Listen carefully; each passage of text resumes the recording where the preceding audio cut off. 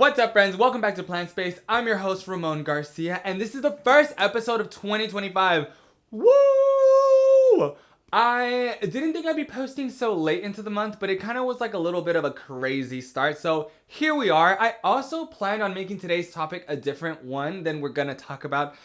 And that is because I watched a documentary literally this morning called Don't Die on Netflix. And it has changed my perspective on life, on myself, on the way that I want to structure myself and my well-being for my life. And I wanted to talk about it. The documentary is called Don't Die. It's on Netflix and it revolves around a multi-millionaire that lives in Los Angeles named Brian Johnson. Not Brian Thompson, the CEO that just got offed. Basically, this man went through a series of obstacles in his life, and he decided that he's not going to die. He's going to live as long as he can. If that is 200 years, perfect. 300. If he never dies, even better. But his goal is to push himself to the absolute max to make sure that he is peak human, long life, healthy life, mobile life. It's insane. He is literally regenerating himself. He's de-aging. He is decelerating the rate at which he ages. And I definitely don't want to go as ham as he does, because this man is like fully committed. He wakes up at 4:30 in the morning, drinks 100 and something vitamins. It is too much. I'm okay. I definitely don't want to live like that, but I did think about the overall concept of what he's doing. He says that it's kind of insane how as a human species, we kind of just accepted death. We're just like, yeah, we grow up, we get old, we get sick, and then we die. Period. There's nothing you can do, so fuck it. Let's just go. But there is actually a lot that you can do. There is a lot of different things that you can eat, exercise, drink, live, etc. that is going to prolong your life. It's going to make you more susceptible to a healthy life. There is a lot. And I don't know why I hadn't reflected on that topic the way that they were. He basically says that at the end of our lives, we are going to get sick. We are going to drink medication. We're going to go to the doctor. We're going to do all these things to slow down that sickness, to try to reverse that sickness, to give us a little more years. But it's kind of insane that smoking takes X amount of years from your life. Drinking takes X amount of years from your life. All of these different things that we do take X amount of years from your life. I think about the food. Recently, I kind of stepped away from veganism. Not eating meat, but I did slide into vegetarian, and I definitely broadened my diet and the food that I was eating. And I was just reflecting on that, and I'm like, that's crazy. All of the food that I was avoiding are literally like processed, nasty, like sugar, additives, all kinds of crazy food that has been sitting on these shelves for weeks, if not months, that is gonna come to my house. It is crazy to think about. Just like a Pop-Tart, all of the different processes in which a Pop-Tart goes through for you to then eat it, and then what happens inside of your body.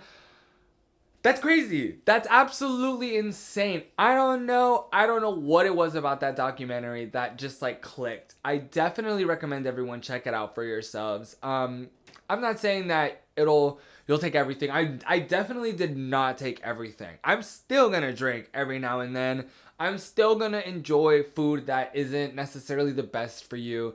But should I be eating shit food every single day? No. Should I be eating decent food every single day? No. I should be eating food that is going to fuel my body, heal my body, protect me against possible future illnesses. I shouldn't just be eating food because, that's kind of tasty.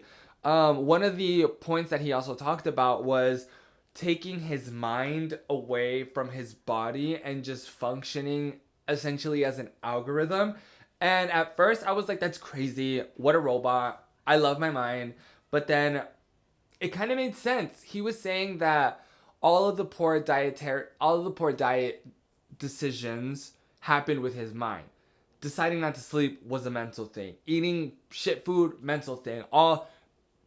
he talks about pornography a lot. There's a lot that he talks about, but he ultimately was clinging on to all of these different things and releasing his mind from his body and just doing things on the basis that your heart's asking you eat this, your kidneys asking you eat this, your skin's asking you drink this, your overall internal biology is asking you sleep 8 hours, etc., etc. When he stopped making decisions based off of what he was feeling and thinking, he said that his life increasingly got better. And that kind of makes sense because it is really easy to be like, oh, like what am I gonna eat? I want to do this. I want to like it gets really like there's a lot of internal dialogue for something as simple as where am I gonna go eat? And whenever you remove all of that nonsense and you decide I'm gonna eat these categories of foods because they have been proven to reduce your chance of cancer, cholesterol, etc., then make those decisions because that's what's going to ultimately make you feel better. It's going to fuel you,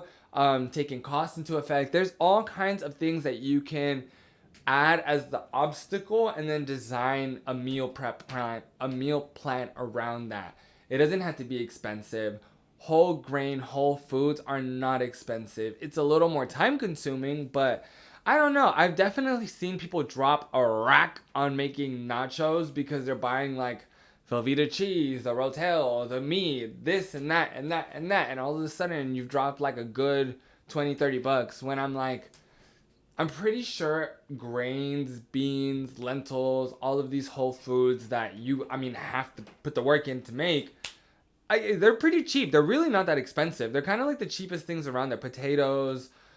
Yeah, all of the things that aren't good for you tend to be a little more pricey. All of the things that are pretty good for you really are not that expensive. It's just, it's not ribs or whatever it is that you're enjoying on a frequent.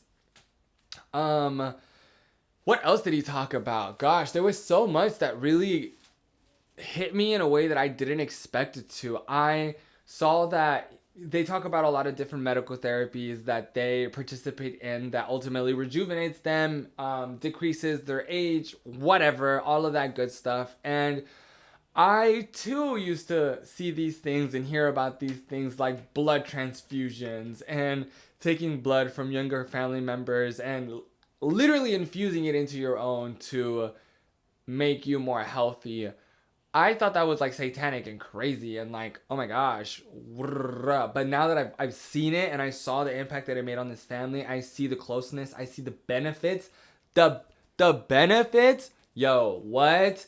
Literally, my brother, girl, my nephew can donate his plasma to my brother to me to my dad, and all of us can have all of these amazing benefits. That's crazy. It's crazy. And it's literally here in Dallas, Texas. Yeah, that's insane. It just made me really take myself a little more seriously.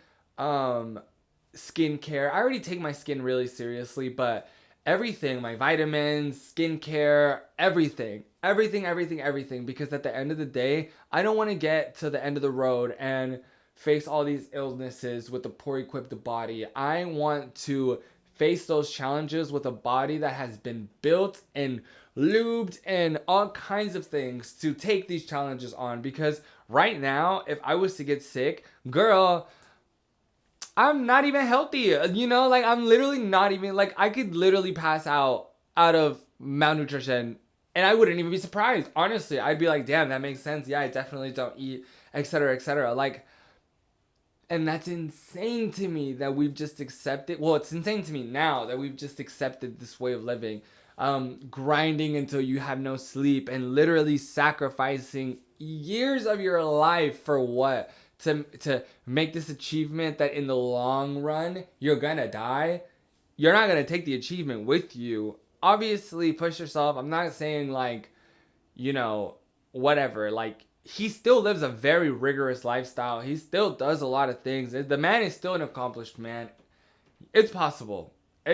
Again, I'm not saying that I want to be in that realm, but it's definitely possible. And it also made me understand that my relationship with fitness and health doesn't have to be 4 hours at the gym, an hour and a half workout. This man was doing like 45-minute workouts and they were effective. I was watching him and his son do these workouts. His son isn't like genetically altering and doing as much as his dad is. His son's like 21, 20, 19 possibly, very young, and his dad is 47, 49. So, and then the grandpa's even older. So, and he looks great. He looks so good for 49. He definitely looks like he's had some work done, but he's like moving, exercising, running, jumping. Like he's a very fit, again, very unrealistic. I'm not dropping $2 million a year. I'm not committing that life. I'm not committing that time. It's not even possible if I wanted to. But what does that perspective and attention look like on my life? I definitely invite you guys to watch that. Leave a comment what you guys are thinking, but it is insane that we just have accepted that we grow old and we die and there's nothing we can do about it when time comes and don't miss out on the good things in life. And yes, absolutely, don't miss out on the good things in life. I've already kind of, a lot of the good things in life, I really don't even partake in. Like, I don't eat so much food because there's meat in it and I don't eat meat. That's fine. I'm really not upset. So when I think about restricting myself of all these other things, I really don't care. I know people try to make you feel really bad. They're like, girl, I could never. I love my rosé. Or, what? You don't eat meat? I love meat. What's a southern man without meat? And the list goes, ¿qué? ¿No comes carne? Girl, like literally, the list goes on and on and on and on and on and on and on and on. Don't give a fuck about other people's judgments. Please don't care. Most of these people aren't even fucking healthy. Most of these people are literally like not what you want to look at for inspiration and guidance. A lot of these people are just shitting on others to make themselves feel better. Don't fall into the trap. Don't die. Literally don't die. It sounds crazy, but that's what the film is about. The film is about don't die. Just make the effort to not die. Live a life. Be healthy, etc. I've said etc. so much, but I really don't want to like ramble and go in a circle. This episode is really, really, really, really short. I didn't want to talk about my original topic. I didn't want to tie them in together. I really wanted to ramble on the topic. So I decided, fuck it, I'm just going to make an episode on it. And then we'll go back onto our regularly scheduled program next week or this Thursday. No, actually next week, because this Thursday I'm dropping an episode with my first ever collab. My first ever collab on Plant Space officially. No, actually, yeah, period. My first ever collab. And that's going to be with Derek.